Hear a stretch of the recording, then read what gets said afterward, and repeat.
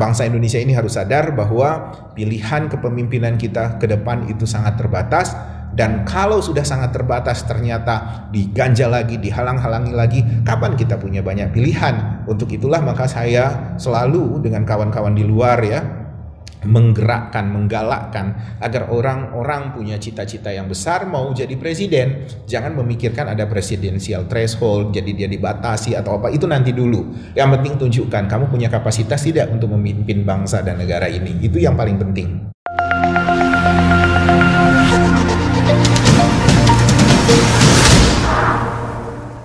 Jadi Pak, jika memang Pak Anies Baswedan akan menjabat atau menyalonkan dirinya sebagai presiden, sudah pasti akan banyak tantangan yang akan beliau hadapi itu. Nah, menurut Bapak nih, bagaimana beliau untuk menghadapi tantangan tersebut dan strategi yang dia terapkan untuk menjabatkan dirinya sebagai presiden? Ya, seperti yang saya bilang tadi, bagaimana dia harus bisa meraih simpati rakyat gitu. Sekarang bukan apa-apa, sampai hari ini yang simpati pada Anies itu lebih karena urusan politik identitas. Karena misalnya melihat Anies itu sebagai representasi Muslim, itu yang lebih banyak dilihat. Jadi menganggap bahwa rezim sekarang itu tidak pro Muslim. Jadi harus kita cari alternatifnya itu pemimpin yang bisa lebih memberi ruang kepada orang-orang yang beragama Islam. Saya nggak terlalu tertarik dengan argumen-argumen atau pilihan-pilihan seperti itu. Bisa juga mengatakan Allah Anies Baswedan masih keturunan Arab, Allah Anies Baswedan itu tidak bisa dianggap sebagai orang Indonesia asli, Anies Baswedan masih diragukan nasionalismenya.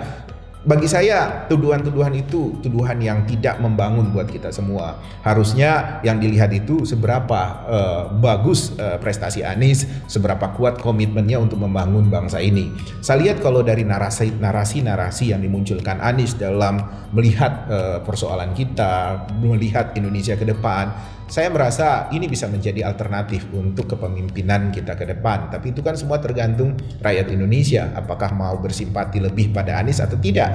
Tapi simpati rakyat Indonesia juga tergantung bagaimana upaya Anies untuk bisa lebih terbuka. Saya melihat Anies ini masih eksklusif, masih sulit untuk bisa merangkul banyak pihak, masih in group daripada melihat out group. Indonesia ini luas, Indonesia ini heterogen. Beliau juga pernah membangun jejaring Indonesia Mengajar di seluruh Indonesia. Sebagai Menteri Pendidikan dia sudah berkeliling ke Indonesia. Harusnya warna-warna seperti itu kan seharusnya bisa muncul di diri Pak Anies Baswedan. Kenapa itu yang tidak dimunculkan begitu loh. Nah, jadi saya harap kawan-kawan yang ada di sekitaran Pak Anies Baswedan mencermati ini dan memperhatikan ini.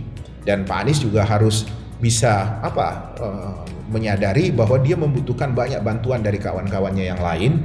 Jangan hanya berkutat kepada orang-orang yang itu saja, karena saya dengar Pak Anies ini temannya banyak, tapi yang banyak ya begitu-begitu aja orang-orang itu. Jadi pesan saya sama Pak Anies Baswedan, kawan-kawan itu adalah kawan-kawan yang baik, kawan-kawan yang membantu, dan selama ini kan membantunya dari sisi profesional, membantu dari segi kinerja beliau sebagai pejabat publik. Cuma masalahnya kan apakah Pak Anies bisa juga mereka bantu dalam memenangkan kandidasi presiden, karena kemampuan itu berbeda. Kemampuan sebagai pejabat publik, kemudian kemampuan orang yang bisa memenangkan seorang figur untuk memenangkan kandidasi atau pertarungan politik untuk menjadi presiden. Tim sukses itu butuh dikelola dengan tepat. Tim sukses itu harus diurus dengan baik. Kemudian strategi juga pasti berbeda lah, bagaimana menjaga Anies Baswedan sebagai gubernur, menjaga Anies Baswedan sebagai menteri, dibanding dengan menjaga Anies Baswedan sebagai kandidat presiden. Itu berbeda, dan ini membutuhkan tim baru bagi saya, karena tim-timnya Anies yang sekarang ini lebih piawai dari segi akuntabilitas, karena kan selama ini mereka cemas gitu kalau Anies akan diserang terus dari segi pertanggungjawaban pengelolaan anggaran, pertanggungjawaban mengelola program-program pembangunan. Jadi fokus mereka selama ini ya seperti itu, bertarung benar-benar dalam konteks nasional yang mungkin gangguan dan ancaman lebih kepada threat itu, lebih kepada serangan-serangan ya, bukan ancaman, tapi serangan-serangan dari lawan itu harus punya orang yang piawai bagaimana mengelola itu. Begitulah kira-kira. Baik Pak, tadi kan kita berbicara mengenai prestasi Pak Anies nih. Menurut Bapak sendiri, prestasi Pak Anies yang mana yang itu paling terbaik, dan bagaimana hubungan antara prestasinya dengan peluang beliau untuk menjadi menjadi presiden?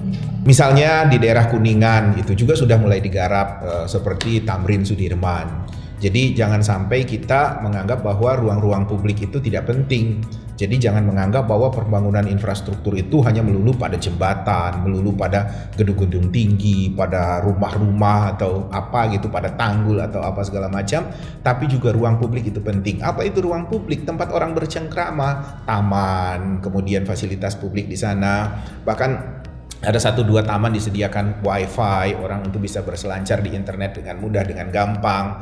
Orang bisa bisa bersosialisasi lah, bisa tempat untuk mencari inspirasi. Itu yang bagi saya penting, dan hanya baru di masanya Anies Baswedan yang memperhatikan itu.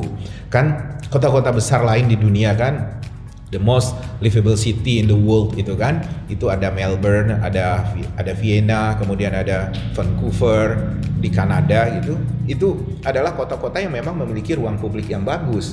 Nah, kota yang disebut kota yang layak huni di bumi ini, selain misalnya tingkat polusinya rendah, public transportationnya bagus, tingkat akses kesehatannya bagus, tapi di situ juga ada ruang-ruang publik untuk orang bisa menarik nafas gitu, bisa bercengkrama, bisa mencari inspirasi di sana, dan itu dilakukan oleh Anies Baswedan, dan saya berterima kasih melihat itu.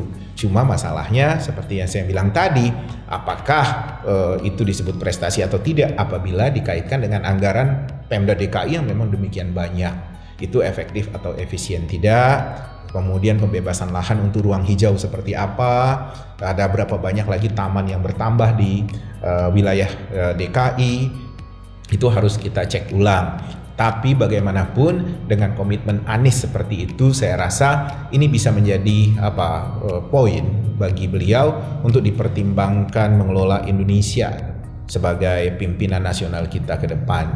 Dipertimbangkan. Jadi rakyat jangan hanya melihat bahwa Pak Anies bukan orang Indonesia, Pak Anies terlalu fanatik Islam, isu-isunya begitu.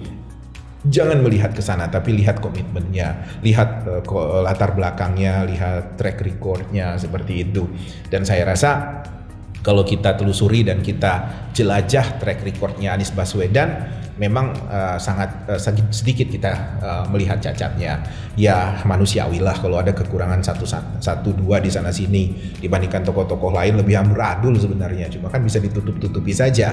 Nah, saya juga berharap biar rakyat Indonesia mau menggali semua kandidat itu, bukan hanya Pak Anies, semua kita periksa.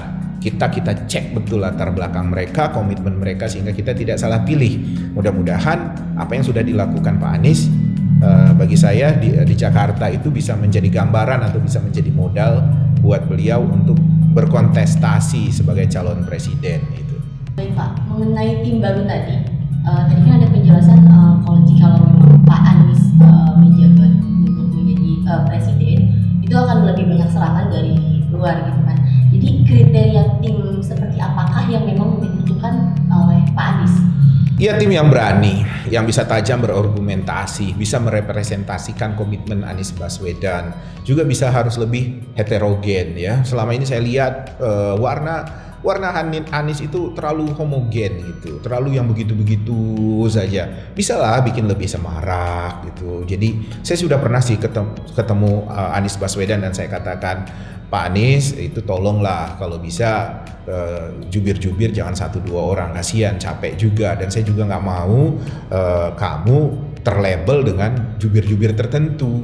Orang itu kan harusnya kalau jadi jubir dia harus merepresentasikan figur yang dia wakili, bukan merepresentasikan dirinya. Nah, ini masih menjadi PR.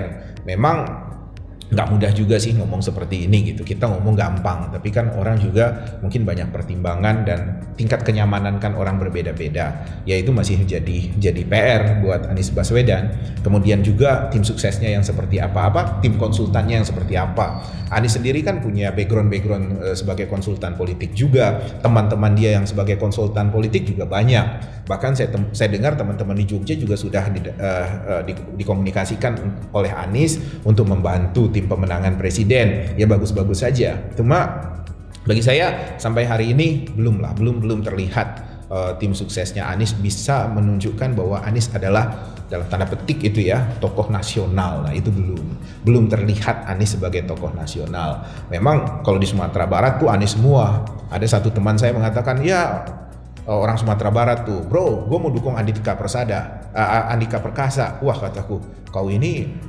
orang Sumatera Barat, murtad kau nggak mendukung Anies. Tapi ternyata belakangan tetap aja tuh dia pengen menggandengkan Andika Perkasa dengan Anies Baswedan. Jadi orang yang sudah fanatik sama Anies memang saya rasa itu lumayan militan ya, cukup bisa diandalkan. Tapi membesarkan pendukung ini itu yang menjadi PR buat Pak Anies. Jadi ya lihatlah timnya gimana untuk bisa lebih bertarung di kontestasi presiden ini. Baik sahabat Citra Indonesia, kali ini kita sudah sampai di penghujung acara dengan tema prestasi Anies untuk Nyapres. Jangan lupa untuk terus saksikan channel YouTube kami di Citra Indonesia dan jangan lupa untuk like, comment, share, dan subscribe dan sampai jumpa.